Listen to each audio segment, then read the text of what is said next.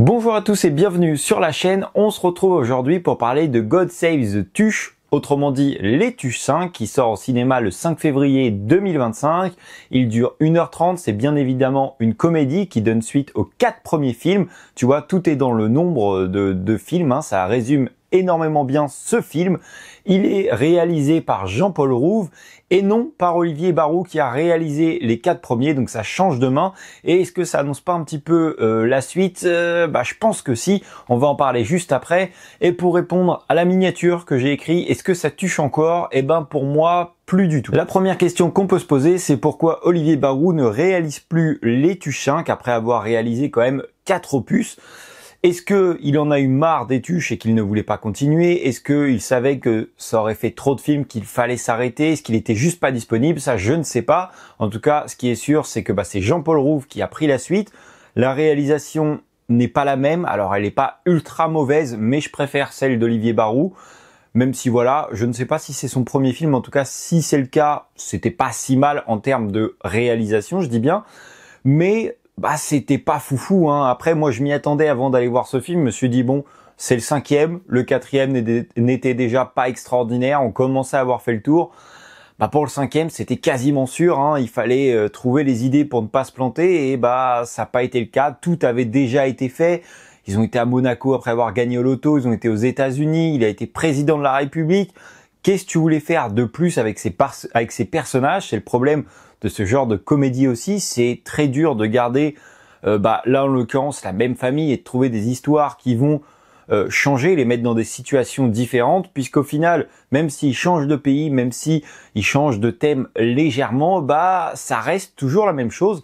Et c'est ce qu'on va ressentir dans ce film, c'est que ça a du mal à prendre parce que les personnages sont essorés, on n'a plus rien à apprendre d'eux, ils n'ont plus rien à raconter, il y a quelques petits détails que tu vas apprendre en plus, heureusement, sur 1h30 de film, mais sinon, on connaît déjà tout, tu n'as rien de chez rien à apprendre de ces personnages.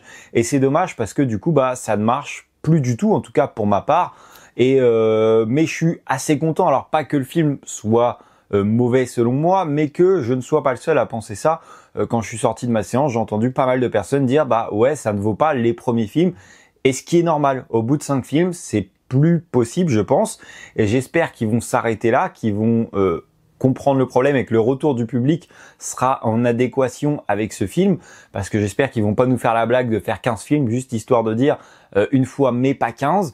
Mais pour moi, faut stopper avant qu'il ne soit trop tard. Déjà, c'est à la limite d'être trop tard, mais si tu vas plus loin, tu vas pourrir la franchise. Pour te dire, le truc que j'ai trouvé le plus drôle, entre guillemets, du film, c'est la voix de Jean-Paul Rouve en Jeff Tuche qui est rajoutée avant le commencement du film où il commente les logos pâtés. Alors moi, ça, je l'avais déjà vu.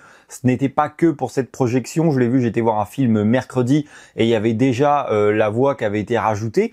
Donc ça, je le connaissais et voilà, c'est sympathique. Et puis, il commente également tous les logos des productions qui sont avant. Voilà, c'est assez sympathique, il le fait en mode Jeff Tuche, mais pour moi c'était le truc qui m'a le plus fait sourire. Alors il y a quelques blagues qui étaient sympas, qui sortaient un petit peu du lot, mais sur l'ensemble du film, sur les 1h30, franchement j'ai pas rigolé, j'ai même regardé l'heure, bon il restait encore 20-30 minutes de film je crois, mais il y a un moment où je me suis dit bon j'aimerais bien rentrer chez moi parce que je ne m'amuse pas. Alors c'est pas le pire truc à regarder, tu vois, t'as pas envie de te tirer une balle en regardant le film, mais c'est pas extraordinaire et ça a du mal à accrocher à tel point que j'ai même vu un enfant à côté de moi qui était sur son téléphone, donc c'est qu'il n'a pas réussi à être intéressé par le film. Un des bons points de ce film, et malheureusement c'est un des seuls, c'est qu'on a voulu changer un petit peu quelque chose. On est revenu en flashback à la rencontre de Jeff et de Cathy Tuche et voilà, ça change, ça n'avait pas encore été fait dans les autres films, mais c'est un des seuls points qui était sympathique et qui fait une sorte de boucle. On les voit au début, on les voit à la fin, et le film se finit comme ça, je crois, de mémoire. Je crois pas qu'il y ait une autre scène, mais c'est le seul point un petit peu novateur où c'est filmé au caméscope, tu vois, comme si c'était un souvenir d'enfance, qui est le cas du coup, leur rencontre.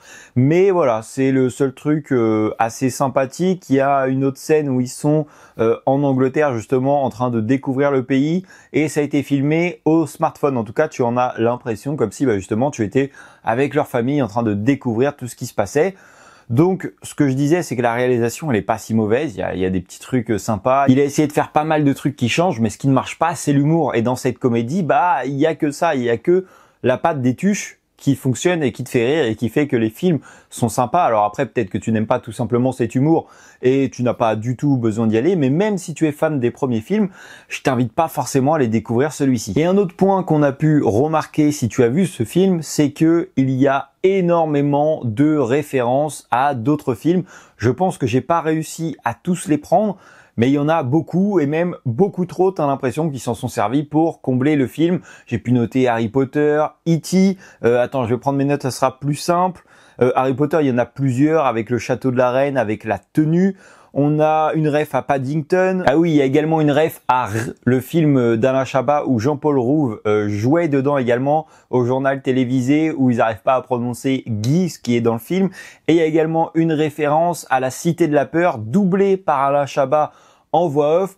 Mais pareil, ça avait pas d'utilité dans le film à part juste faire une référence au film que je pense qu'il apprécie, puisque toutes les références sont juste inutiles dans le film et non n'apportent rien à l'œuvre, parce que Paddington il le croise dans un moment inutile. Alors ça, celle-ci c'est pas la pire, mais E.T. Je la trouve pas sympa. Harry Potter, bon, c'était sûr qu'ils allaient la faire. Celle de la Cité de la Peur, elle est vraiment pas dingue, et il y en a d'autres encore que je n'ai pas décelé forcément et que je ne décèlerai pas puisque je ne pense pas revoir ce film. Mais voilà, ça a été vraiment là, histoire de combler l'heure et demie. Et puis pour finir cette critique, je voudrais revenir sur la scène de fin où on a utilisé un effet numérique qui est vraiment hideux. Alors bon, tu vas pas voir les Tuches pour avoir des effets spéciaux de dingue. Voilà, c'était juste histoire de, j'ai vu qu'il était moche, je vous le partage, c'est comme ça. J'espère qu'ils vont s'arrêter là, parce que là vous allez pourrir tout ce que vous avez fait. Non pas que les premiers films sont non plus des films extraordinaires, mais voilà, personnellement j'aime bien les regarder, c'est sympathique, tu passes un bon moment sans forcément avoir à te concentrer sur ce que tu regardes. Faut s'arrêter maintenant, stop. Je ne sais pas si vous l'avez vu, mais n'hésitez pas à me donner votre avis en commentaire. Si vous ne l'avez pas vu, je vous invite vraiment pas du tout à aller le découvrir. Après, si vous êtes fan de la saga, allez-y, pourquoi pas, faites-vous votre propre avis. Mais pour moi, ça ne marche pas du tout et il faut s'arrêter là. Bon, comme d'habitude, je t'invite à t'abonner à la chaîne, à mettre un petit like, à me donner ton avis en commentaire. Et puis moi, je te dis à la prochaine pour une nouvelle vidéo. Salut!